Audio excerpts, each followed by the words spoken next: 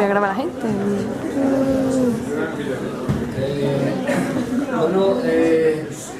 Buenas noches y muchas gracias a todos por su presencia, por su asistencia, una noche así tan fría y con fútbol y todas esas cosas.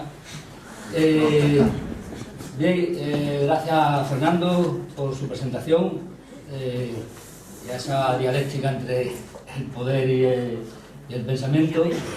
Y gracias a Álvaro por su presentación erudita y profunda, no por ser erudita menos profunda, y que, bueno, Fernando no lo ha dicho, pero Álvaro es actualmente también es estudiante de filosofía, y bueno, con lo que el texto que nos ha leído, pues yo creo que promete como filósofo en el futuro. Y gracias a Juan por esa lectura política, pero no de la política de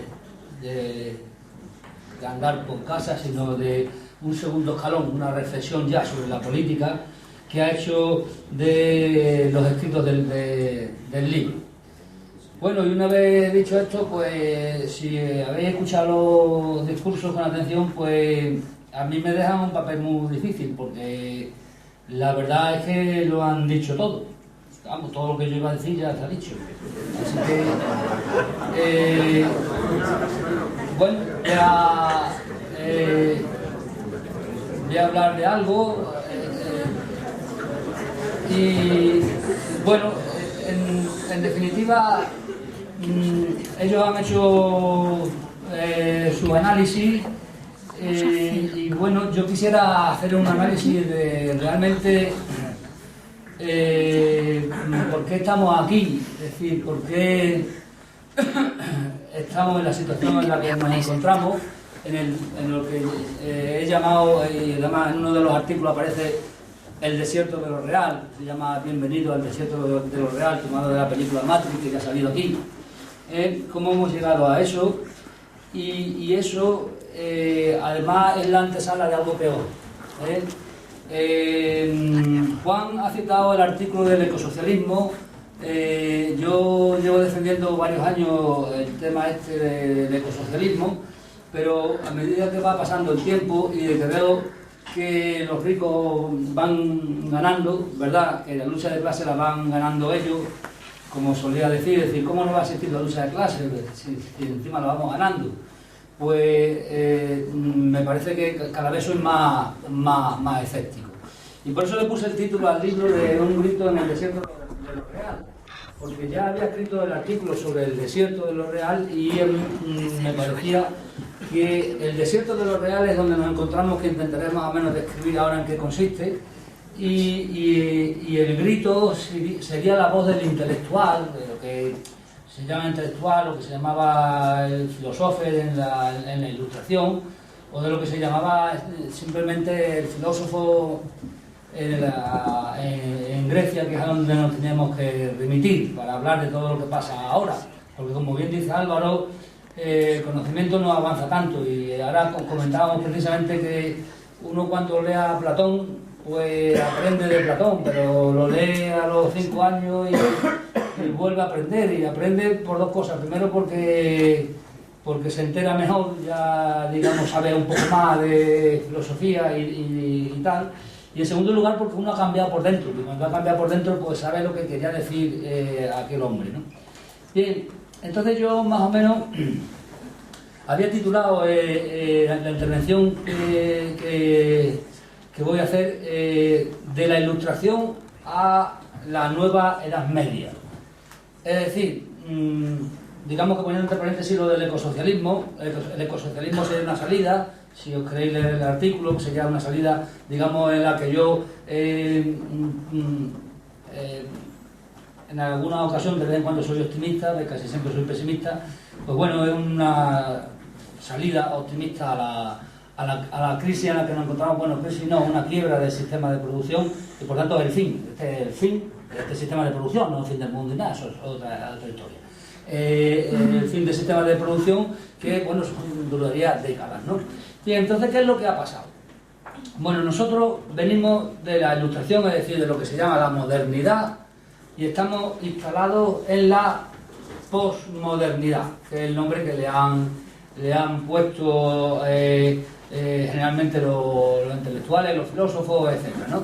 Bien, entonces, ¿qué es lo que ha ocurrido? Bueno, han ocurrido muchísimas cosas, pero fijándose solamente en un punto, que es en el desarrollo o en el progreso ético-político, nosotros hemos sufrido un grave retroceso ético-político desde el siglo XVIII a la actualidad. Y ese proceso de retroceso ético-político se ha acentuado en los últimos 40 años, es decir, desde Reagan y Margaret Thatcher hasta ahora mismo. Y esa es la cuestión. Nosotros ahora mismo nos encontramos en un estado que es un estado de vasallaje. Somos ciudadanos vasallos, como decía el filósofo Quesada, y no somos realmente ciudadanos.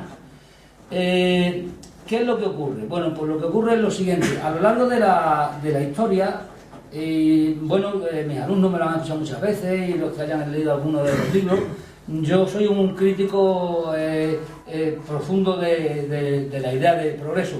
Para empezar, porque no creo que haya una idea de progreso, lo que hay es un mito en el progreso, es decir, sobre el progreso, una creencia en que existe un progreso. No hay ningún progreso. Si acaso lo hay, en la ciencia y en la técnica, o la que podemos llamar hoy en día la tecnociencia. Ahora bien, que no haya un progreso no significa que sí haya progresos parciales, lo que yo llamo conquistas accidentales, que la humanidad hace en determinados momentos, pero que siempre las puede perder. Y por eso tenemos que estar vigilantes. Y por eso lo del grito en el desierto de los reales, es decir, si no zarandeamos al ciudadano actual, que ha dejado de ser ciudadano, para que recupere lo que ha perdido, y que la lucha han sido de décadas y décadas, pues si no le damos ese grito, si no acabamos zarandeándolo, pues al final se acabará perdiendo del todo. Porque una cosa está muy clara: el poder nunca nos ha regalado nada. Todos los derechos que tenemos, sociales, laborales y derechos civiles, los hemos conquistado a base de manifestaciones, huelgas, concentraciones, desobediencia civil, etcétera, etcétera. Entonces ya hay que dejarse de tanto remilgo y tanta tontería con que si yo también tengo derecho a trabajar, que esto y que lo otro. Bueno, vamos a ver, señores, yo estoy luchando por los derechos de todos, Entonces eso va por encima, porque la justicia está por encima de tus intereses particulares, que en este caso son tu trabajo. Es algo que en lo que hay que profundizar y en lo que hay que meditar mucho, porque el poder utiliza precisamente ese discurso para dominarnos, cuando nos dice: es que el otro fulanito de tal tiene derecho a trabajar, y cuando te das cuenta, los servicios mínimos pues lo cubren todo, o casi todo. Entonces no se nota la huelga. Y además, cuando alguien habla de que va a hacer huelga o de que va a hacer desobediencia civil, siempre inmediatamente el otro dice: bueno, entonces ¿qué pasa conmigo? Claro, ¿por qué? Porque la situación en la que vivimos es la del individualismo egoísta. Es decir, un individualismo en el que el ciudadano solo piensa en sí mismo, de forma egoísta, por supuesto, y de forma hedonista. Es decir, que lo que pretende es simplemente disfrutar, ¿no? Bien, pues entonces, ¿qué es lo que ocurre? Que nosotros en la Ilustración conquistamos una serie de derechos que se centran en unas categorías antropológicas, unas categorías humanas, que son la categoría de persona. Es decir, por primera vez aparece el concepto de persona. Había aparecido antes, pero de alguna manera de forma metafísica en el cristianismo y tal, pero el concepto de persona, política y éticamente hablando, aparece en la Ilustración, y aparece ligado además al concepto de ciudadano.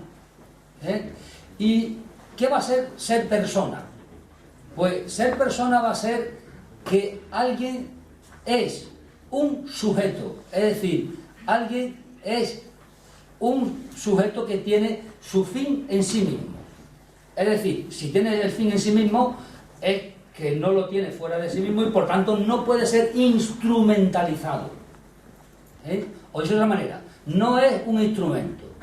Y vosotros poneros a pensar, cada vez que el poder utiliza alguna ley, o alguna artimaña, o artilugio, o artificio, o instrumento legal, o no tan legal, como muchas veces ocurre, en el que se instrumentaliza a las personas, pues realmente no nos está tratando como personas. Y eso lo tenemos, por ejemplo, muy claro en la LOMCE. La LOMCE es una ley absolutamente aberrante. Es aberrante porque el propio ministro Wert nos lo dice, pero nos lo dice con toda la cara del mundo porque nosotros ya hemos perdido la capacidad de pensar. Y hemos perdido la capacidad de pensar porque nos hemos dedicado durante 30 o 40 años a vivir solo y exclusivamente para nosotros, olvidándonos del principio básico de la Ilustración, que es la fraternidad. Es decir, ser capaz de ponerse en el lugar del otro. Y nos lo dice bien claro. El alumno es futura mano de obra, de obra. Y el alumno es materia empleable. Es decir, la educación es para la empleabilidad, no para el saber ni la liberación. Es decir, que nada tiene que ver con la gran conquista histórica de la Ilustración, cuando Kant decía, el tribunal de la universidad es el tribunal de la razón. Esas cosas que hablaba Álvaro antes, es decir, del logos, de la palabra, del conocimiento. Por supuesto que también que hay que educar para el hacer. Claro que hay que educar para el hacer, pero no en la secundaria precisamente. Eso vendría después. Eso se tendría a otro lugar, porque claro, como vivimos en una sociedad de la técnica, no del conocimiento, que eso es otra cosa, otro engaño, vivimos en una sociedad de la técnica, pues claro, por supuesto que hay que educar para el saber hacer, pero enseñar. Hay que educar para ser persona. Entonces, es una auténtica aberración la LOMCE en ese sentido. Y no manifestarse contra esa aberración me parece otra aberración. ¿Por qué? Porque es haber perdido el sentido de lo que es ser un ser humano. Y eso es muy importante. El ser humano es el ser que es libre, que es la segunda característica de la categoría de persona. Persona, habíamos dicho antes, que era un fin en sí mismo. Eso es algo que se consigue en la Ilustración, se tematiza la Ilustración, bueno, dura varios siglos, pero se culmina en la Ilustración, y luego aparece el concepto de libertad. Libertad es la capacidad de decidir por uno mismo, por sí mismo. Es como decía Kant, la libertad es la capacidad de ser autónomo, de pensar por sí mismo, por tanto, como él decía, de ser mayor de edad. Porque como también decía, somos autoculpables de nuestra minoría de edad. Y esto tiene mucho que ver con lo de la LOMCE que he dicho antes, es decir, cuando no nos manifestamos en contra de la LOMCE, por ejemplo, por seguir con el asunto que Juan ha cogido, que es el tema de la educación, y como estamos en un centro de enseñanza, pues por seguir con ese tema, cuando no nos manifestamos contra ese avasallamiento contra la persona, porque nos convierten en vasallos, es que realmente nosotros estamos participando del mal. Eso es lo que se llama el mal consentido, o la connivencia con el mal, o lo que se llama, como ha dicho Álvaro, el mal banal. Es decir, de alguna manera estamos participando y nos estamos justificando con muchas razones que, bueno, pues para ahorrarnos tanto dinero, porque las huelgas no sirven para nada, porque esto, porque lo otro, justificaciones. Porque si todos participamos, todos podemos contra el poder. Nadie soñó nunca que hubiese una jornada laboral de 8 horas. Nadie. Pero se consigue por medio de manifestaciones. Nadie pensó en la vida que iba a haber una seguridad social, una seguridad médica para todo el mundo, pero se consiguió por las luchas sociales. Y así sucesivamente. Todos esos pequeños avances, que son avances ético-políticos, que están además ligados, porque son avances éticos en el sentido de que hay una consideración de la persona como persona, fin en sí mismo y como sujeto libre, y en segundo lugar, políticamente, porque lo que va a aparecer en la Ilustración es un modelo político que es el que hace posible que vivamos como ciudadanos, es decir, como personas en tanto que ciudadanos. Y ese modelo político es la democracia, con sus imperfecciones, porque es una democracia burguesa, etcétera, etcétera. Bueno, ahí habría mucho que discutir, que interpretar, pero no es el tema que nos trae aquí, ¿no? Entonces, tampoco es esa democracia, la democracia griega, que es una democracia asamblearia, pero que también la democracia griega tampoco se puede mitificar porque acaban demagogia, porque además había muchos excluidos, etcétera, etcétera, ¿no? Bueno, nosotros la democracia que tenemos, o que empieza, que tenemos, ahora no tenemos ninguna. La democracia que tenemos simplemente una apariencia de democracia. La democracia que aparece en la Ilustración es la democracia representativa y tiene en consideración que el ser humano es eso, es un ser humano, por tanto es persona y es libre. Y además se introduce un tercer principio, que son los tres principios de los derechos humanos, de los derechos del hombre y del ciudadano, que es la gran olvidada de la Ilustración, la fraternidad. Es decir, sin fraternidad, y esto viene de Fray Bartolomé de las Casas, con su defensa de los indios ante la masacre que estaban haciendo allí los españoles con los indios. Bien, pues, ¿qué es eso de la fraternidad? La fraternidad es un concepto cristiano que es de hermandad, ¿no? Y el que es hermano, el que se considera hermano del otro, es porque lo considera semejante y por tanto puede ponerse en el lugar del otro. Sin fraternidad no hay capacidad de lucha social ninguna capacidad de lucha social, imposible, porque si yo no me pongo en el lugar del otro, es decir, el otro está siendo oprimido y por tanto yo tengo que luchar porque el otro no sea oprimido, y entonces todos juntos luchamos contra el poder, que son muy pocos y que además que tienen nombre y apellido, no son más de 1000 personas las que gobiernan el mundo y somos 7.200 millones de personas. Pues si somos capaces de hacer ese ejercicio de empatía, de eso que llaman ahora la inteligencia emocional y cosas que ya están inventadas desde Platón y antes, pero bueno, si no somos capaces de hacerlo, no va a haber revolución, no va a haber rebeldía, no va a haber cambio, no va a haber desobediencia civil.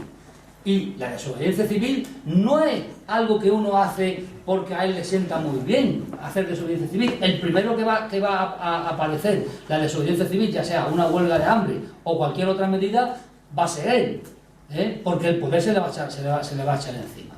Entonces es necesaria la fraternidad que se basa en la empatía. Como muy bien decía Álvaro, que decía Terencio, que además es el principio para el cosmopolitismo, ahora que está tan de moda otra vez la irracionalidad de los nacionalismos. Hombre soy y nada de lo humano me es ajeno, ni lo bueno ni lo malo, es decir, ni la capacidad de cometer los mayores crímenes que ha cometido el hombre, ni la capacidad de ayudar y de altruismo que tiene el hombre, ninguna de las dos cosas, porque hombres somos todos, Bien, entonces digamos que esas son las categorías que configuran al hombre moderno. Bien, pues esas categorías que configuran al hombre moderno las hemos perdido. Y las hemos perdido casi que absolutamente en estos 40 últimos años. Dando un salto en la historia, después de la Segunda Guerra Mundial, en Europa vamos a conseguir vivir una época que se funda políticamente en el estado de bienestar, en el estado social, la socialdemocracia, etcétera, etcétera, y que va a ser, digamos, el mayor esplendor político y ético que va a tener Europa durante el siglo. Es el mayor periodo en el que no existe guerra, en el que hay un desarrollo.